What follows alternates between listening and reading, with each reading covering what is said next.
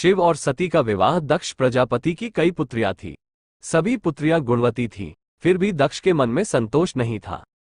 वे चाहते थे उनके घर में एक ऐसी पुत्री का जन्म हो जो सर्वशक्ति संपन्न हो एवं सर्व विजयनी हो, जिसके कारण दक्ष एक ऐसी ही पुत्री के लिए तप करने लगे। तप करते करते अधिक दिन बीत गए तो भगवती आद्या ने प्रकट होकर कहा, मैं तुम्हारे तप से प्रसन्न हूं। तुम किस कारणवश तप कर रहे हो? दक्ष ने तप करने का कारण बताए तो मां बोली, मैं स्वयं पुत्री रूप में तुम्हारे यहां जन्म धारण करूंगी। मेरा नाम होगा सती। मैं सती के रूप में जन्म लेकर अपनी लीलाओं का विस्तार करूंगी। फलतः भगवती आद्या ने सती रूप में दक्ष के यहां जन्म लिया। सती दक्ष की सभी पुत्रियों में सबसे अलौकिक थी। सती ने बाल्य अवस्था में ही कई ऐसे अलौकिक आश्चर्य चलित करने वाले कार्य कर दिखाए थे, जिन्हें देखकर स्वयं दक्ष को भी विस्मयता होती रहती थी। जब सती विवाह योग्य हो गई तो दक्ष को उनके लिए वर की चिंता होने लगी। उन्होंने ब्रह्मा जी से इस विषय में परामर्श किया। ब्रह्मा जी ने कहा, सती आद्या का अवतार है। आद्या आदि शक्ति और शिव आदि पुरुष है, अतः सती के विवाह के लिए शिव ही योग्य और उचित वर है। दक्ष ने ब्रह्मा जी की बात मानकर सती का विवाह भगवान शिव के साथ कर दिया। सती कैलाश में जाकर भगवान शिव के साथ रहने लगी। भगवान शिव के दक्ष के दामाद थे, किंतु एक ऐसी घटना घटित हो गई जिसके कारण दक्ष के हृदय में भगवान शिव के प्रति बैर और विरोध भाव पैदा हो गया। एक बार देवलोक में ब्रह्मा ने धर्म के निरूपण के लिए एक सभा का आयोजन किया था। सभी बड़े बड़े देवता सभा में एकत्र हो गए थे। भगवान शिव भी इस सभा में बैठे थे।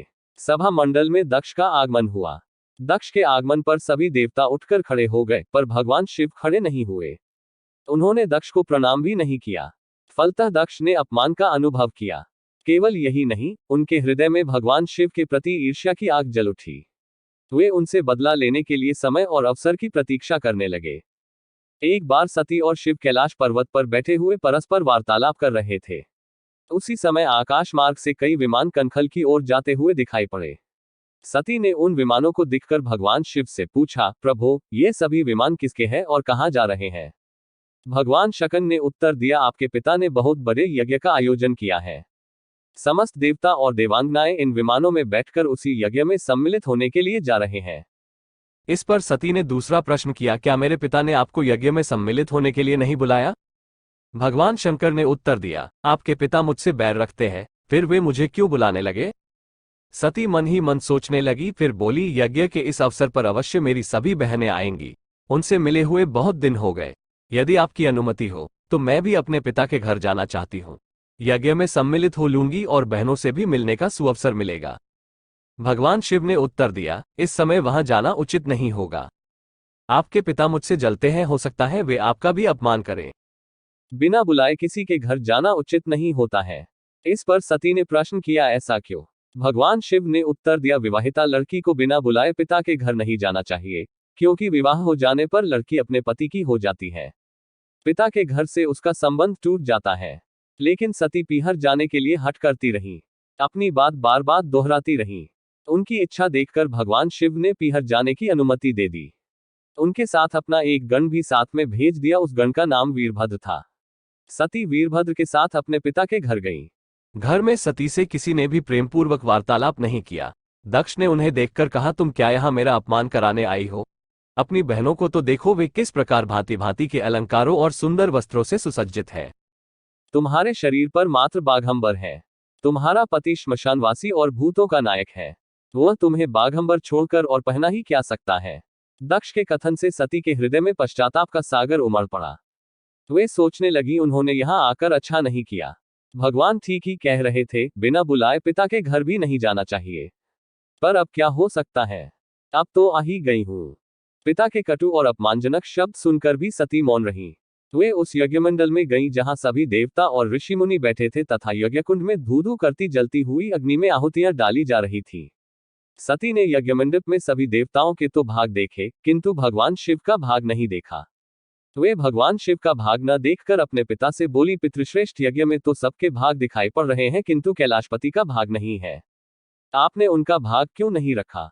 दक्ष ने गर्व से उत्तर दिया, मैं तुम्हारे पति शिव को देवता नहीं समझता। वह तो भूतों का स्वामी, नग्न रहने वाला और हड्डियों की माला धारण करने वाला है। वो देवताओं की पंक्ति में बैठने योग्य नहीं है। उसे कौन भाग देगा?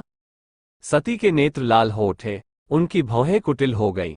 उनका मुखमंडल प्रलय के सूर्य की भांति तेजोदीप्त हो उठा। उन्होंने पीड़ा से तिलमिलाते हुए कहा, ओह, मैं इन शब्दों को कैसे सुन रही हूं, मुझे धिक्कार है। देवताओं, तुम्हें भी धिक्कार है। तुम भी उन कैलाशपति के लिए इन शब्दों को कैसे सुन रहे हो जो मंगल के प्रतीक हैं और जो क्षण मात्र में संपूर्ण सृष्टि को नष्ट करने की शक्ति रखते हैं। वे मेरे स्वामी हैं। नारी के लिए उसका पति ही स्वर्ग होता है। जो नारी अपने पति के लिए अपमानजनक शब्दों को सुनती है उसे नरक में जाना पड़ता है। पृथ्वी सुनो, आकाश सुनो और देवताओं, तुम भी सुनो, मेरे पिता ने मेरे स्वामी का अपमान किया है। मैं अब एक क्षण भी जीवित रहना नहीं चाहती। सती अपने कथन को समाप्त करती हुई यज्ञ के कुंड में कूद पड़ी। जलती हुई आहुतियों के साथ उनका शरीर भी जलने लगा। यज्ञ मंडप में खलबली पैदा हो गई, हाहाकार मच गया। देवता उठकर खड़े हो गए। वीरभद्र क्रोध से कांप उठे। वे उछल उछलकर यज्ञ का विध्वंस करने लगे। यज्ञ मंडप में भगदड़ मच गई। देवता और ऋषि मुनि भाग खड़े हुए। वीरभद्र ने देखते ही देखते दक्ष का मस्तक काटकर फेंक दिया। समाचार भगवान शिव के कानों में भी पड़ा। वे प्रचंड आंधी की भांति कनखल जा पहुंचे। सती के जले हुए शरीर को देखकर भगवान शिव ने अपने आप को भूल गए। सती के प्रेम और उनकी भक्ति ने शंकर के मन को व्याकुल कर दिया। उन शंकर के मन को व्याकुल कर दिया जिन्होंने काम पर भी विजय प्राप्त की थी और जो सारी सृष्टि को नष्ट करने की क्षमता रखते थे। वे सती के प्रेम में खो गए, बेसुध हो गए। भगवान शिव ने उन्म की भांति सती के जले हुए शरीर को कंधे पर रख लिया। वे सभी दिशाओं में भ्रमण करने लगे। शिव और सती के इस अलौकिक प्रेम को देखकर पृथ्वी रुक गई, हवा रुक गई, जल का प्रवाह ठहर गया और रुक गई देवताओं की सांसें। सृष्टि व्याकुल हो उठी। सृष्टि के प्राणी पुकारने लगे, पाहिमाम पाहिमाम। भयानक संकट उपस्थित देखकर सृष्टि के पालक भगवान विष्णु आगे बढ़े। वे भगवान शिव की बेसुधी में अपने चक्र से सती के एक एक अंग को काट काट कर गिराने लगे। धरती पर 51 स्थानों में सती के अंग कट कट कर गिरे। जब सती के सारे अंग कट कर गिर गए तो भगवान शिव पुनः अपने आप में आए। जब वे अपने आप में आए तो पुनः सृष्टि के सारे कार्य चलने लगे। धरती पर जिन 51 स्थानों में सती के अंग कट कट कर गिरे थे, वे ही स्थान आज शक्ति के पीठ स्थान माने जाते हैं। आज भी उन स्थानों में सती का पूजन होता है, उपासना होती है। जय भोले।